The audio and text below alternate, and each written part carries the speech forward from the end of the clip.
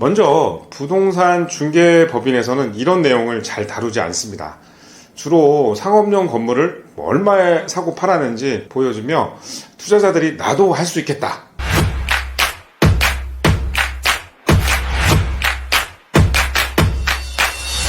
안녕하세요, 힘찬TV의 힘찬입니다. 저번 시간에 이어서 오늘도 부동산 투자로 월 500만원 순수익을 만들려면 얼마가 필요할까?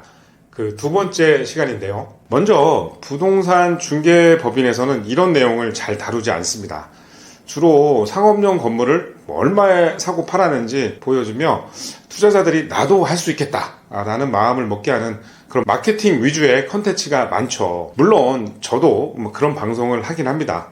그런데 요즘 시장은 어떨까요? 코로나 시기에 불장은 끝났고 이제는 현실적인 접근이 좀 필요한데요. 10년 전만 해도 건물 투자라는 건 이렇게 생각해보면 돈 있는 부자들이 사고 또 그들끼리 또 팔고 사고 하는 그런 소수의 시장이었는데, 몇 년 전 아파트 가격이 폭등하고 규제가 심해지면서 아파트 투자자들이 이제 진입해서 운 좋게 이제 단타로 수십억을 번 분들이 많았던 건 사실이지만 그렇게 큰 시세 차익만을 생각하고 투자하는 상품은 아니었거든요. 건물은 아파트와 다른 유일한 특징이 수익형 부동산이라는 건데요. 말 그대로 월마다 따박따박 수백에서 수천 들어오는 수익형 부동산이라는 거죠. 아파트와 달리 건물은 땅을 사는 거예요. 30년 정도 된 건물은 건물값 없이 그냥 땅 가격으로 거래되는 겁니다. 그래서 시간이 지나면 공시지가가 해마다 거의 5%씩 이렇게 올라가듯이 땅 가격도 조금씩 올라 5년 뒤, 10년 뒤에 이제 갖고만 있었는데 상가격보다 2배 이상은 자연스럽게 가격이 올라간 것이죠. 거기에 월세가 한 달에 몇백씩 들어오니 임대 수익에 시간이 지나면 시세 차익도 자연스럽게 오르기 때문에 한국에서 가장 안전한 자산 투자가 되었던 것입니다. 그래서 은퇴 후 건물을 매입하려고 하는 분들이 많은데요. 저번 시간에 원룸 건물처럼 막상 10억 원 정도 갖고 빌딩 시장을 보러 다니면 아파트에서 오래 생활했던 분들은 나 죽어도 못 살겠다, 노후 대비고 뭐고 그냥 아파트 살면서 다른 사업이나 해야겠다, 이렇게 하시는 분들도 많은데요. 하지만 다들 아시죠? 주변에서 많이 보셨을 거예요. 나보다 먼저 은퇴한 김 부장, 이 부장, 이분들이 난생 처음 해보는 치킨 가게, 요즘 뜨는 프랜차이즈 이렇게 하다 퇴직금과 모아둔 돈 다 말아먹고 다시 소일거리 찾아 일하는 분들 많이 보셨을 건데요. 그래서 제가 한국에서 가장 안전 자산으로 꼽히고 그래도 갖고 있으면 까먹지 않으면서 월 500만원 고정 수입을 만들려면 실제로 이 정도의 금액이 있어야 건물을 사서 편안하게 노후를 보낼 수 있다는 것을 현실적으로 알려드리려고 방송을 준비했습니다. 30, 40대 사업하시는 분이나 전문직, 고연봉을 받는 직장인 분들은 밸류업 하는 건물을 사는 것이 맞고 그래야 하는 거고요. 50대 후반, 60대 분들은 내가 어렵게 벌였던 돈으로 그동안 힘들게 살았으니까 남은 인생은 좀 편하게 사시려면 이 정도 금액은 있어야 이 정도의 건물을 살 수 있겠다 라는 생각으로 편하게 봐주시면 좋겠습니다. 그럼 시작하겠습니다. 오늘은 상가주택 이야기인데요. 상가주택 하면 이런 건물이죠. 우리 동네 주변에서 흔하게 볼 수 있는 건물인데요. 신도시 개발할 때 점포 겸용 단독주택 부지 입찰하잖아요.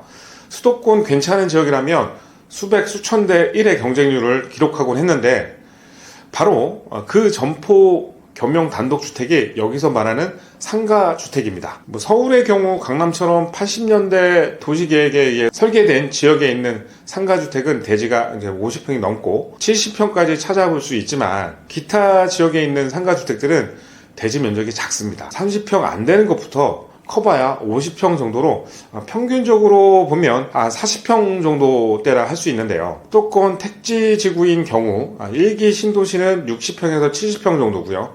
2기 신도시는 70평에서 80평 정도가 많습니다. 우리나라가 7, 80년 고도 성장기에는 인간다운 생활보다 이렇게 먹고 살기 바쁜 시절이었잖아요. 그때 주택 대지 크기는 30평 전후로 오밀조밀하게 구성되어 있었는데 이 당시는 자동차를 갖고 있는 집들이 거의 없었습니다. 저희 집도 없었어요. 그래서 도로폭도 리어카 정도 다니거나 2m 도로도 많았습니다. 분당이나 일산 사시는 분들이 상가주택 상담하러 이제 오시는데요.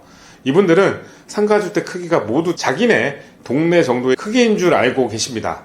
땅값이 올라가는 게 신도시와는 다르게 올라가니까 그래도 서울에 투자하려고 하시는 분들이 계시는데요. 자, 이분들하고 상가주택을 처음 보여드리면 아주 많이 실망을 하십니다. 신도시는 대지가 70평 정도의 상가주택이라고 하면 층당 한 40평 정도 나오지만 서울의 40평대 상가주택은 기껏해야 층당 20평에서 23평 정도니까 차이가 나도 어마어마하게 나죠. 더군다나 도로폭도 좁고 이웃집하고 이제 다닥다닥 붙어 있죠. 또 대부분 연식이 오래되어 있으니 폼도 안 나니까 투자를 포기하시는 분들이 많아요. 서울이든 수도권이든 이런 크기의 대지 위에 4층짜리 상가주택은 매물의 입지나 임대료 수준에 따라 다르긴 하지만 요즘 평균 시세는 25억에서 30억 정도 하는데요. 즉 서울 강북권 지역 40평대 상가주택은 25억 원에서 30억 정도이고요. 일기 신도시 70평대 상가주택은 25억 정도 합니다. 보통 상가주택은 1층은 점포로 임대주고 이제 나머지 층은 대개 다가구 주택과 주인용 거주 세대로 구성되어 있는 상품이 많은데요. 가령 1층은 점포고요. 2, 3층은 층마다 방 2칸짜리 2가구씩 있고 공간에 좀 여유가 있으면 원룸도 이제 한두 개 있고요. 4층은 주인 세대로 구성되어 있는 게 일반적인데요. 자, 그러면 상가주택 투자로 월세 500만 원을 얻는데 얼마가 필요한지 볼까요? 서울 강북권 기준으로 한다면 대지 40평 정도의 지상 5층 건물 정도로 생각해 볼게요. 상가로 보증금 3천만 원에 210만 원, 2층은 21평이고 사무실은 2천만 원에 210만 원, 3층은 2가구가 있는데요. 하나는 원룸이고 1000에 80, 또 하나는 투룸이고 전세가 2억 5천입니다. 4, 5층은 주인 세대고요. 룸 2개랑 화장실 2개, 테라스가 있습니다. 이 건물의 가격은 26억입니다. 수익률로 따지면 2.6%밖에 안 되지만 실제로 거주하면서 임대료 500 정도 받으면서 이 정도의 건물은 다들 살고 싶어 하시는데요. 이 건물 매입하려면 내 종잣돈은 22억 9천만 원이 필요합니다. 만약 주인 세대에 전세를 둔다면 3억 5천만 원 받을 수 있으니까 종잣돈 19억 4천만 원이 필요합니다. 월 500만 원이 나오는 원룸 건물을 구입하는데 14억이 드는데 비해 비슷한 월세를 받는 상가주택을 매입하는 데는 종잣돈 9억 원 정도가 더 드는데요. 차이가 많이 나죠. 월세 500만 원을 원하는 투자자들한테 원룸 건물이 좋아요, 상가주택이 좋아요 이렇게 물어보면 열이면 열 모두 다 상가주택이 좋다고 대답하시는데요. 왜 그럴까요? 상가주택은 딱 보기에도 좋아요. 1층이 상가점포이니 좀 있어 보이잖아요. 수익형 건물로 남들한테 보이기도 좋죠. 둘째로는 관리 대상 임차인 수가 적습니다. 1층은 1명, 2층도 1명, 3층은 2명, 총 4명만 관리하면 되니까 큰 어려움이 없죠. 반면에 원룸 건물은 임차인이 15명 이상은 돼요. 매월 한두 명 이상하고 들어오죠. 신경도 많이 쓰고 귀찮죠. 그래서 대부분 모든 분들이 상가주택을 선호합니다. 자, 정리할게요. 월 500만 원 정도 고정 수입을 만들려면 서울 지역에서는 내가 거주하면 내 종잣돈 약 23억 정도가 필요하고요.